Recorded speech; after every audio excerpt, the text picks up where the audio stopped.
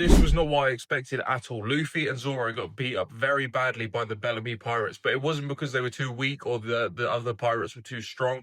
They just decided not to fight back because they didn't believe this fight was even worth fighting, which we've seen historically. Luffy and Zoro and people like that don't typically actually want to fight unless there's a good reason for it. They don't just go around fighting for no reason or fighting people beneath them.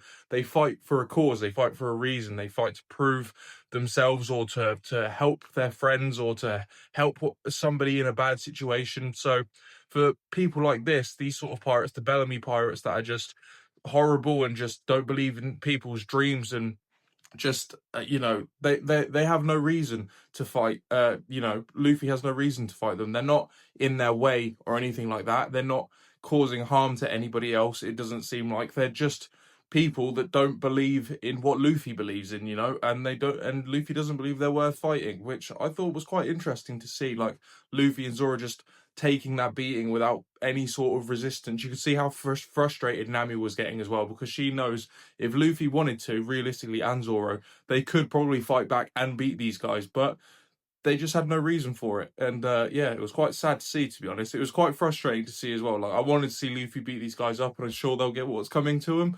But, seeing them just sort of take it and not fight back was definitely interesting. It's not something I saw coming for sure. However, outside the bar after the fight, there was that pirate that Luffy had that weird competition with in the last episode, and he says that pirates should always follow their dreams, people should always follow their dreams, and that the Sky Islands do exist. He's sort of like a glimmer of hope that, this isn't all fake. The Sky Islands aren't fake, and there are still good people, even in this mock town where it's full of like pirates and bad people, essentially, like people with bounties and criminals. There's this guy that has a little bit of faith still that the Sky Islands do exist, and people should chase their dreams. Is complete opposite of the Bellamy pirates, and it's surprising that he didn't get jumped as well, or something like that. I know Luffy obviously has the bounty on his head, but it's surprising that this guy didn't get jumped or anything by anybody in the town. Maybe he's notorious as well. Maybe people know of him. I'm not too sure, but people seemed a bit clueless about him as well.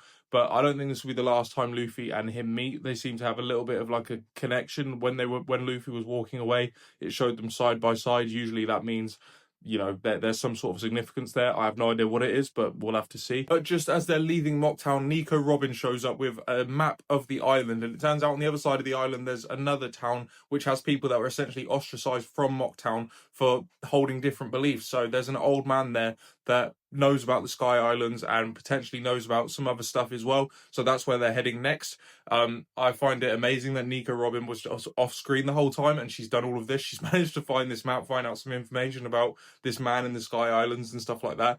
Also, can I just say, I know it's random, but I love the dynamic between Chopper and Usopp. Like, their dynamic, I think, is adorable. You know what I mean? They're just mates that just make, like, Usopp is always making Chopper laugh. I think Chopper sort of looks at Usopp a bit like a brother. Do you know what I mean? Like, he's always laughing with him, and they're always joking together and stuff like that. Or I wouldn't say joking together because they don't really tell many jokes, but they make each other laugh and all that sort of stuff. I just feel like that's a really wholesome dynamic between Chopper and Usopp. I know it's random, but it's just something I noticed in this episode in particular. We also met the brother of Masira in this episode. His name is Shoju. Masira is the monkey pirate, the salvager we've found in the last couple of episodes.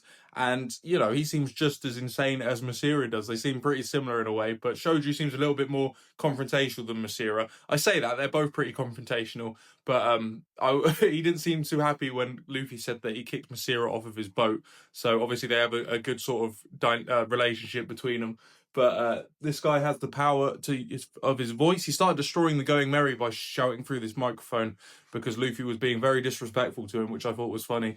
It made me laugh when Shoju was like, I've been growing my hair since I was born, and that was supposed to be like this cool thing. And Luffy was just like, that sounds stupid. You could tell he was pissed. Do you know what I mean? But yeah. But regardless, Bellamy and the Bellamy pirates are going to be heading towards that old man on the other side of the island as well, because they heard of something called a gold bullion, which Bellamy seemed quite interested in. I don't know if he wants to go there to crush this man's dreams, about whatever he's talking about, or he genuinely does want the gold bullion. At the end of the day, he is a pirate, so he probably does want the treasure, but we'll just have to see. But it means Bellamy is going to be heading directly towards Luffy and the Straw Hats are, so hopefully we get that rematch at some point. And I would love to see Luffy kick the shit out of this guy, because he deserves it, you know what I mean? I think, anyway. Yeah, that was this episode. It was really good. I'm loving this arc so far. I think it's very interesting and very different, and I'm excited to see what happens next.